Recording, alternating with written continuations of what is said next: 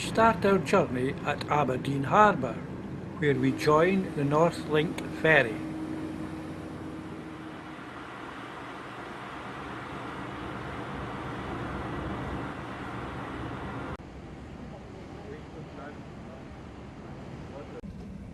Now for a good night's sleep.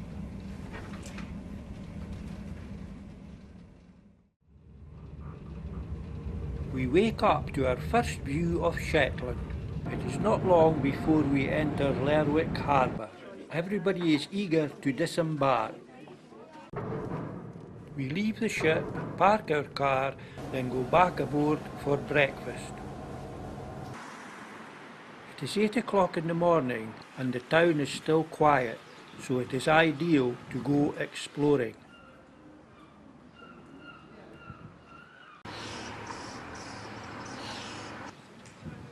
Remember and look upwards.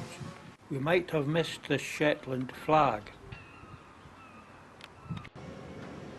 Lerwick has its ups and downs. Most of the vennels and closes seem to have stairways. They also like to change their names now and again. By now the town is getting busier and there's not much room for cars in the narrow streets. This hotel has its own sandy beach. Leaving Lerwick behind, we decide to visit St Ninian's Isle. This strip of sand joining St Ninian's Isle to the mainland is called a tombola.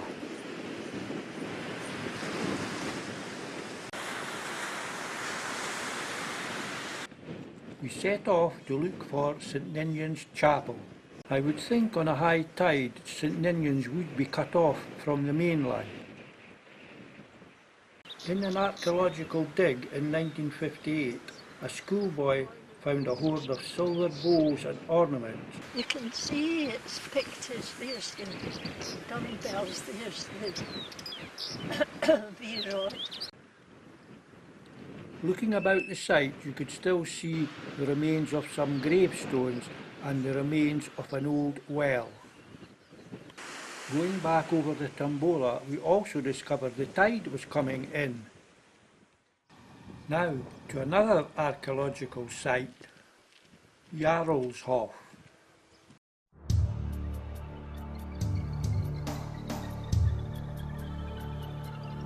Now I have visited Skara Brae in the Orkneys, but this site is at least 50 times larger.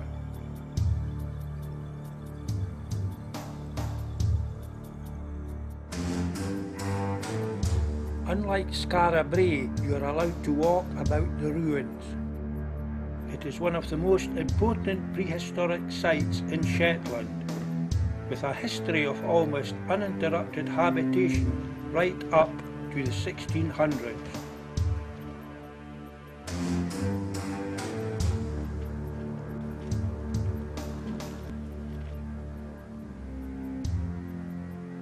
Four wheelhouses like this were found on the site, dating back from the 2nd and 3rd centuries AD.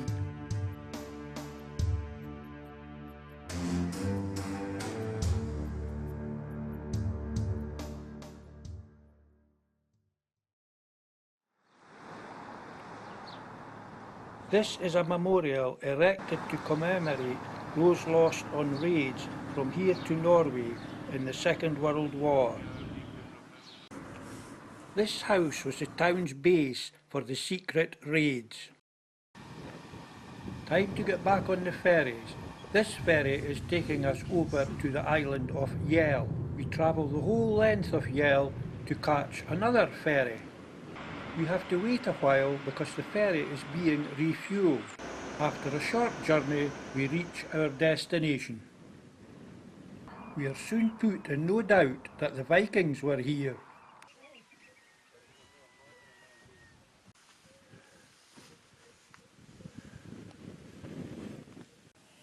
This is a replica of a Viking longhouse, as this man explains. Well, this is actually based on different sites, excavation work they've done here in Unst. It's there's one longhouse they dug over there, archaeologists, and there's two to the westing of this, and one above Belmont, the ferry. There's one there, that's all the excavations they've been doing. We were intrigued by the bark strips used to run the water away from the walls. It is well built to withstand the ferocious weather you get up here.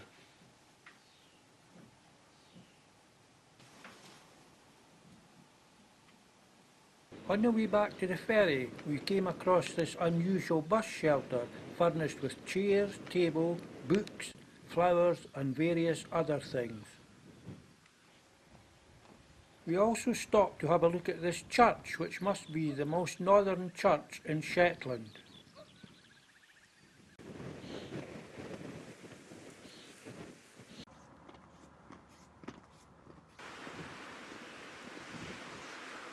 From the most northern part of Shetland, we go to the most southern part, Sumburgh Head. Not such a good day today, but the puffins come out to entertain us.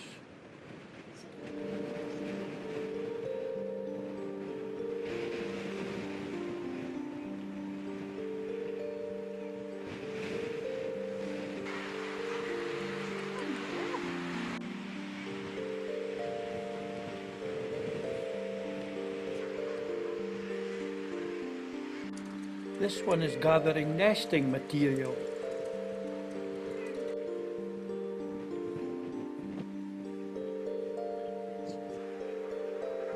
They do keep a lovely garden. Most of them live in high-rise flats.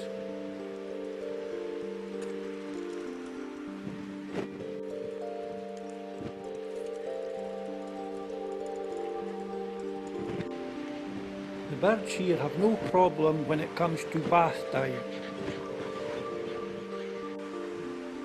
They don't always get on well together.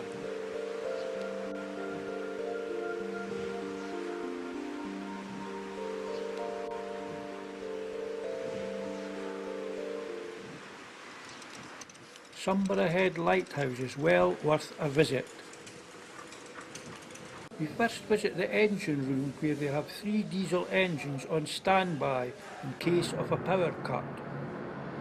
They also have models of things and various buttons you can press.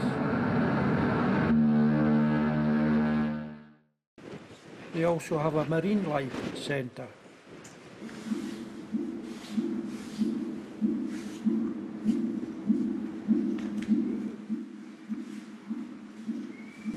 This map shows how far north you are, further north than Oslo or St. Petersburg.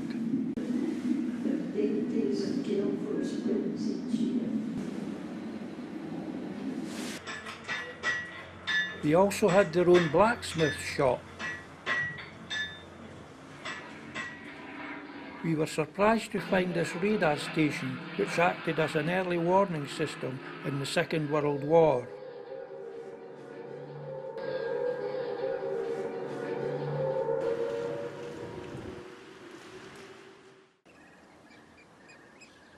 We now visit this golf course, not to play golf, though it does look very inviting. We are here for a musical evening. We arrived a bit early, but as this sign says, we were made very welcome. The musicians arrived one by one and set about tuning their instruments. But of course, you need an audience. Let the show begin.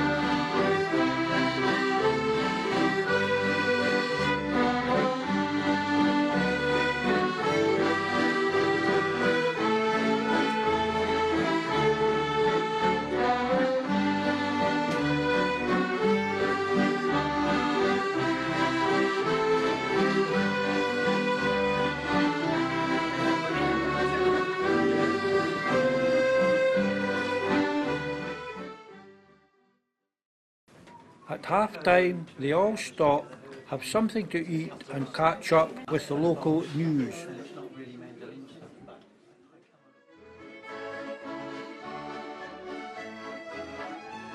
Off they go again, but we must take our leave as we have to get back to Lerwick.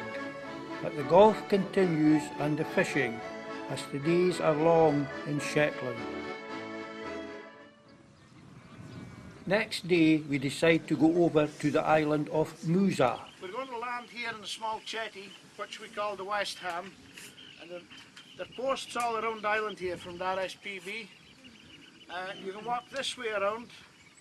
It'll take you maybe 40-45 minutes to get to the Broch. This way will take you maybe 20 minutes to get to the Broch.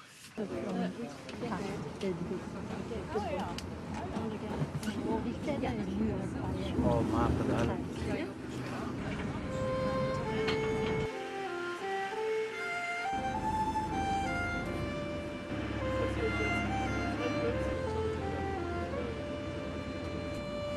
It is a short trip and we are there in no time.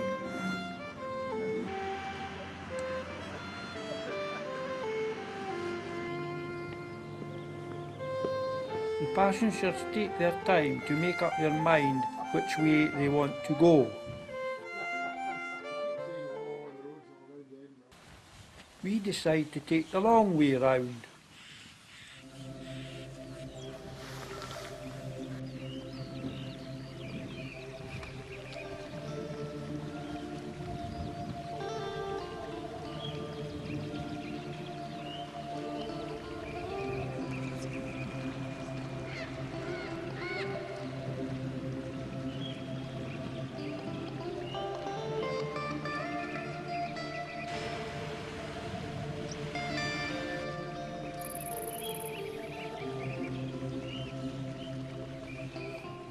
We catch our first sight of the Broch.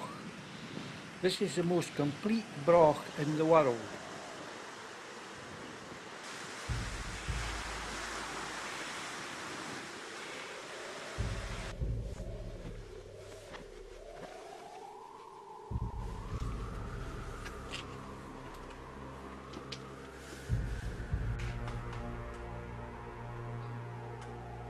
A Broch has an inner and outer wall with a stairway in the middle. Thank goodness there's a wire mesh across the top and a handrail on the outside.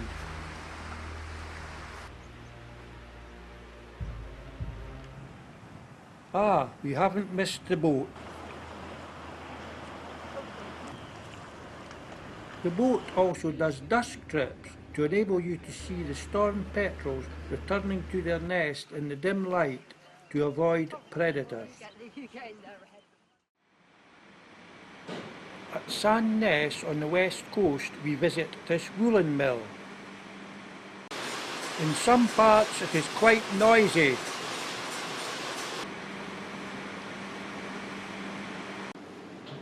We make use of the facilities. In this area the wool is washed and dried.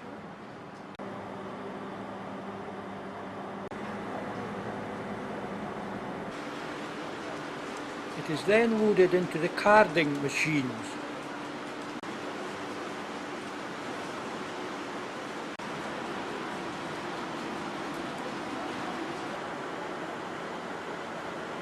The next stage is spinning, followed by dyeing, and then wound onto spools.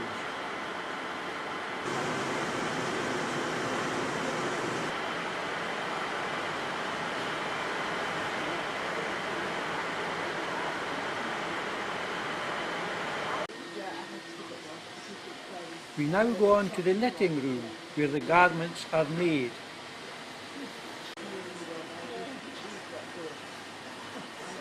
Most of the jobs are done by machine, but there's still the odd job which has to be done by hand. We finish up in the shop, where all types of woolen garments are for sale.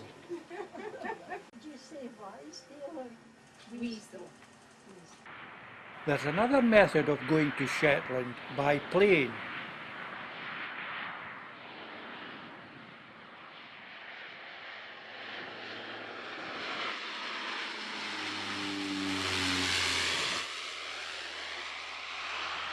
I was surprised by how busy Sunborough Airport is. But no matter how you arrive here, there's plenty to see and do.